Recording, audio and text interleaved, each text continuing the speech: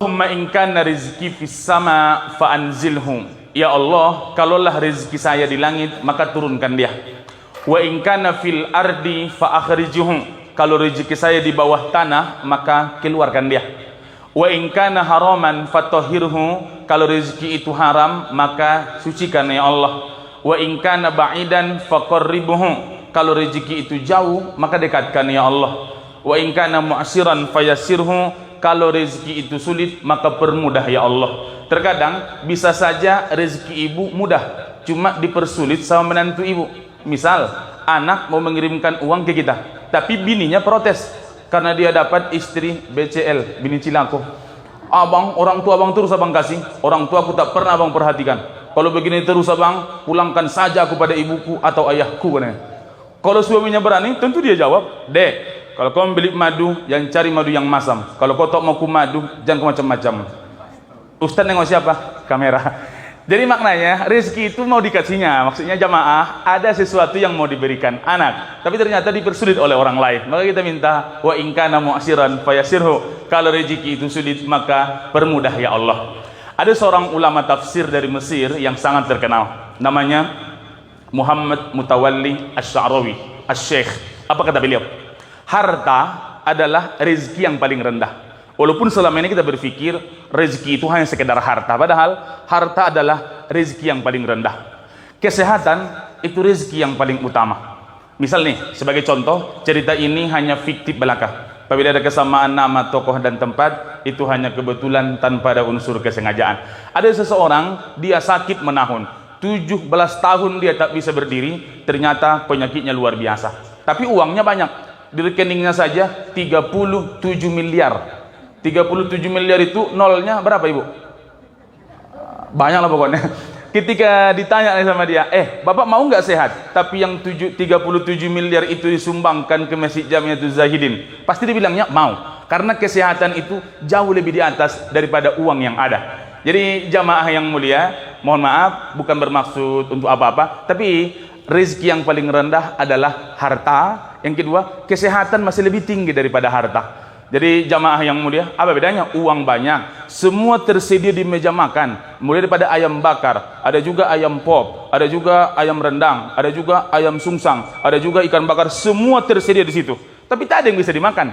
Uang banyak, 82 miliar. Apa yang bisa dimakannya?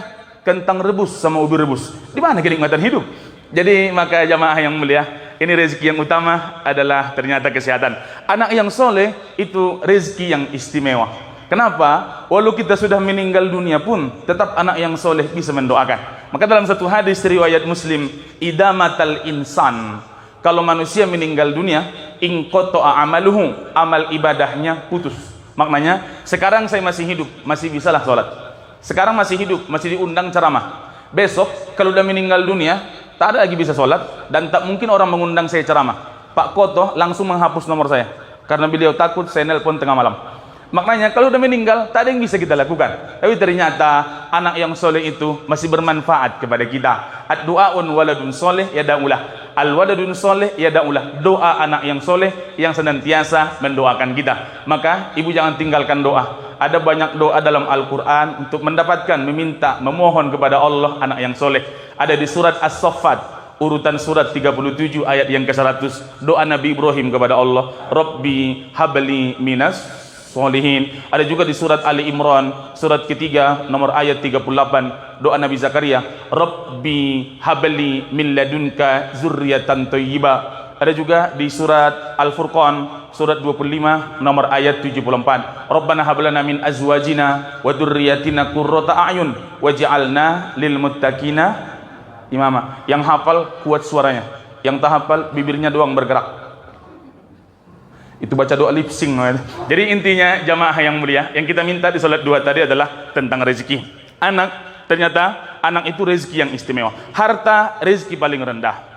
Kesehatan itu rezeki yang utama, kata Syekh Mutawalli Asy-Sya'rawi. Ternyata anak yang soleh itu rezeki yang luar biasa, istimewa. Tapi ridho Allah itu rezeki yang paling sempurna. Kenapa? Harta banyak, anak-anak ada, iya, tapi Allah tidak ridho, apa gunanya? Jadi jamaah yang mulia, di Al-Quran setidaknya ada 8 rizki jenisnya yang Allah persiapkan kepada kita. Dan itulah yang kita minta tadi di salat duha, kriterianya. Ya Allah, kalau rezeki itu di langit, maka turunkan dia. Kalau di bawah tanah, maka keluarkanlah. Kalau dia haram, maka sucikan ya Allah. Kalau dia jauh, maka dekatkan ya Allah. Kalau dia sulit, maka permudah ya Allah. Ada 8 rezeki jenisnya dalam Al-Quran. Yang pertama, ada rezeki yang dijamin oleh Allah Subhanahu wa ta'ala. Ada di surat Hud, urutan surat yang ke-11, nomor ayat yang ke-6. Wa ma min dabbatin fil ardi illa 'alallahi rizquha. Semua yang bergerak di atas tanah, yang melata di atas bumi, semua Allah jamin rezekinya. Kita punya rezeki masing-masing. Jadi tak perlu mengambil rezeki dari orang lain. Yang kedua, ada rezeki itu ternyata rezeki karena kita bersyukur. Nama suratnya Ibrahim, surat ke-14 ayat yang ke-7. Wa itta'azzana rabbukum, ingatlah ketika Tuhanmu memaklumkan, la in syakartum la azidannakum, jika engkau bersyukur janji Allah akan menambah. Jamaah, syukur artinya tampakkan, kufur artinya tutupi. Saya buat dalam satu cerita biar mudah kita pahami. Ada seseorang, katakanlah namanya si A. Si A ini rupanya alhamdulillah anaknya 3. Tiga-tiganya berhasil semua. Yang pertama jadi dokter. Tapi seumur hidup dia di dokter, tak pernah dia menyuntik orang. Karena dia DRH, dokter hayawan. Hewan nih. Anak yang kedua, alhamdulillah anaknya udah masuk polisi. Pangkatnya sudah ada lah. Yang ketiga, anaknya PNS. Karena dia kerja di salah satu kantor. Ini si A tadi. Rumah besar, mobilnya ada 4 di rumah. Ada Pajero, katakanlah. Ada Fortuner, yang paling murah namanya Ayla namanya.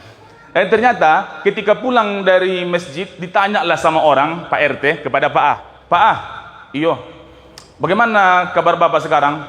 Kata dia, pusing saya Pak RT. Kenapa? Harga sawit turun sekarang 100 rupiah per kilo.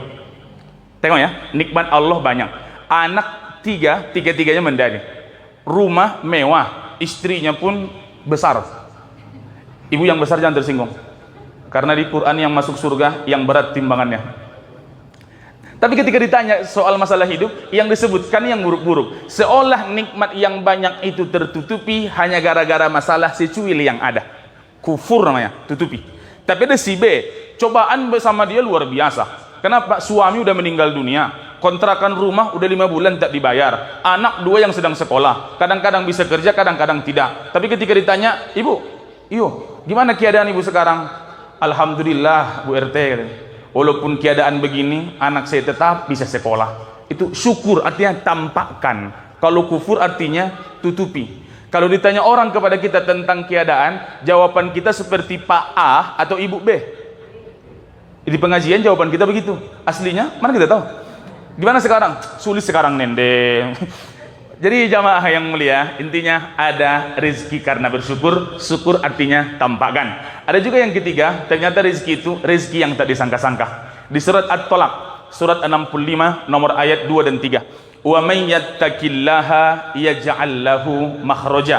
Orang yang bertakwa kepada Allah diberikan jalan keluar ketika ada masalah. Wa yarzuquhu min haitsu la yahtasib. Diberikan rezeki yang tak disangka-sangka. Contoh rezeki yang tak disangka-sangka begini. Suatu saat handphone ibu bergetar. Karena sedang pengajian tak bisa ibu angkat. Karena tak diangkat, anak mengirimlah SMS namanya. Assalamualaikum mak, tolong dulu urus KTP elektronik ke Pak RT karena 2 bulan ke depan paspor mak akan saya urus karena kita akan berangkat umroh besok bulan Desember. Itu rezeki yang tak disangka-sangka. Ketika ibu dapat model begitu, ibu sujud. Nama sujudnya apa dah? Sujud syukur. Ketika selesai sujud syukur, datang lagi SMS. Mohon maaf mak, cuma bercanda. Tak jadi berangkat. Maknanya ada rezeki itu rezeki yang tak disangka-sangka. Jadi jamaah yang mulia. Yang keempat, ada juga rezeki menikah. Maka di Al-Quran, nama suratnya An-Nur. Urutan surat 24, nomor ayat 32. Apa kata Al-Quran? Wa ankihul ayyama minkum, wahai orang tua, nikahkanlah anak-anakmu yang masih lajang. Orang tua menjawab, nanti kalau anak saya nikah mau makan apa? Mau makan aspal katanya. Di ujung ayat, iyakunu fuqara, kalau anakmu itu fakir, tak punya apa-apa, yughnihimullahu min fadli, Allah akan memberikan rezeki dari karunia-Nya selepas dia menikah.